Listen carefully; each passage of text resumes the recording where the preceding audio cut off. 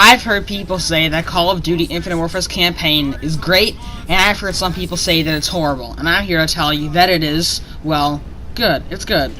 So, it has some really strong parts that are also held back by some weaknesses. And so I'm just gonna talk to you guys about it, about what the strengths are, what the weaknesses are, and then I'll have some gameplay in the background. As you can see, I have some gameplay of the campaign. And so first I'm going to talk about it without spoilers, so I'll talk about it with no spoilers for a little bit, but then I'll give you a warning when I'm going to start getting into the plot and stuff. So without further ado, let's just jump into it. Okay, first I'm going to talk about the positives, and the biggest positive here, the best part about this game, I think, is the characters. So you play as Nick Reyes, a kind of like commander in this futuristic war, and he has to learn to be a better leader, and he has to learn some important lessons, and he's actually a really interesting main character, easy to connect to.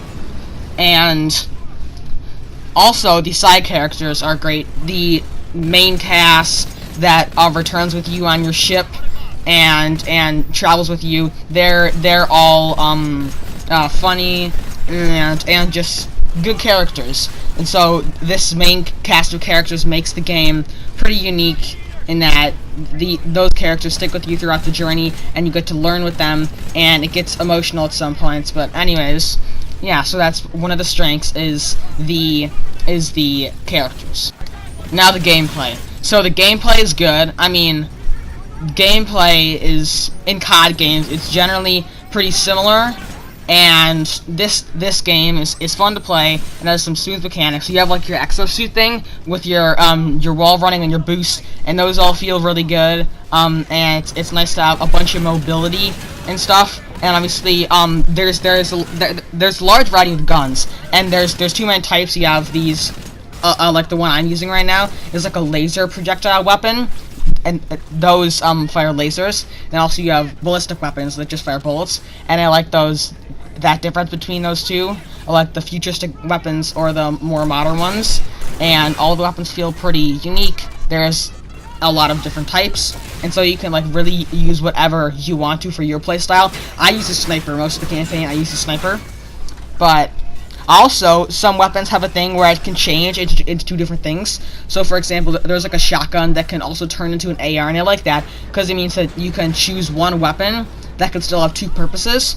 But yeah, so the combat feels smooth, and so does all the movement. There's like sliding and stuff, and you feel like kind of stealthy, but there's no stealth in this game. So it feels like there could be stealth, but there's not. But anyways, it has some pretty smooth gameplay, and it's compared to Black Ops 3, it's very similar to that, the movement system, but then obviously World War II and Black Ops 4 changed that up. So yeah, good movement system and some nice, fun, and entertaining gameplay. This game came on in 2016, yeah, and it was one of the most recent CODs, the third most recent, and it looks good. It has some good graphics. It looks realistic, especially in space. The space fights look really nice, and like those sky views of Earth just look good. But the facial textures, the facial textures are mostly good, but sometimes they get a little bit wonky. But most of the time the game looks good. I mean, most new games do look good, so that's kind of like expected. But it was a good looking game, and there's no glitches. I didn't experience any like bugs or anything. No frame rate drops, so it ran smoothly and looked good. Yeah, and then that's just about the positives. Good gameplay, good characters, and then it looks good. But now the negatives, and my biggest negative is this kind of like two, but the lack of uniqueness, and each mission feels not unique. So there's been a bunch of like futuristic shooter games where you have to fight in a war, and this one is not unique. It has nothing unique to say. Like Titanfall 2, it's like very similar to this, but it tells a much more unique, special story about how you form a bond with your robot and how you guys can go ahead and battle throughout a bunch of different places, and that's a much more compelling story, but this is just shooting people in a war, and like that's been done so much before. But yeah, I feel that also each mission is unique. Like really only like the first mission or the first 2 missions and then the last one feel unique, because all the other ones feel very similar and your actions never feel important. A lot of the time it feels like when you do something, it doesn't really feel like that, because like there's objectives and missions, but they don't, it doesn't feel like you actually accomplish them or that you're making that big of a difference in the general span of this large war, and I'll talk about that more when I get into spoilers. But all the missions are pretty similar, and they also look similar. A few of them look different, but most of them are just like in this like futuristic society and stuff, and they look similar. There's one mission, there's a few missions though actually, where you're actually fighting down on Earth in like the cities, and I like those because those look like futuristic but also like modern, so it's an interesting style. But there's about half of the campaign is a space battle, or like space battles where you just fly around a ship and shoot people in a ship, and those specific battles all look the same. They look the exact same, just in space shooting ships, and none of them feel different. I'll be showing gameplay soon, but none of them feel unique. They all look similar. They all just have the same goal, just shoot down these ships, and like they're fun to be able to fly around in space in a spaceship, and it's fun to do that, but there's just nothing unique about it. And so that's a problem, is that the missions aren't unique. More so the space battles, because in all the fighting on the ground, most of them do feel similar, or at least at some point they have some unique elements. But in the space battles, it's like almost all the same. Like it looks the same combat feels the same, and it doesn't feel like you have a big impact. And those missions feel kind of repetitive, but also right now you see gameplay like some parkour, if you would call it that. And this is a game with wall running and like jetpacks, so you would expect to have some good parkour segments. Like Titanfall 2 had a ton of that. I'm going to be comparing this game to Titanfall 2 because Titanfall 2 is better, I think.